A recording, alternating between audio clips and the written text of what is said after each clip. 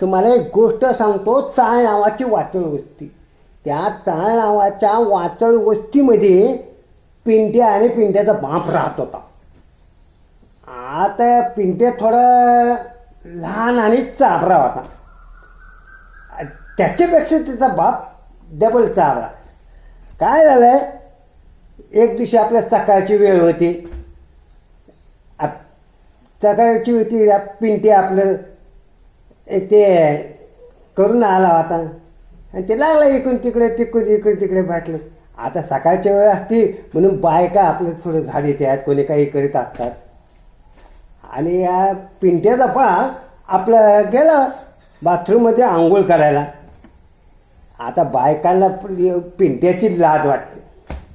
आता बायका लाज वाटली तर त्यातून बायकातून एक जण गेली बाई म्हणजे आपण आता याची पिंट्याची तक्रार करू म्हणे याच्या बापाकडं. म्हणे ठीक आहे चला गेले ते आपल्या पिंट्याकडं. तितक्यात आपला पिंट्याचा बाप बाहेर आला म्हणे काय झालं. आंघोळ करून आपलं आंघोळ करीत होता ना, तर आंघोळ करून बाहेर आला. का म्हणे काय झालं. म्हणे काही नाही म्हणे, पाहा ना म्हणे तुमचं पोरगे ते संडास करून आलं आणि गल्लीमध्ये इकडून तिकडे फिरायला लागले. आता पिंट्याच्या बाने आपल्या टावेल गुंडाळायला होता. हे खरं म्हणे, तुला काही कळतं का नाही. हे घे टावेल पुढे चल आपल्या घरी.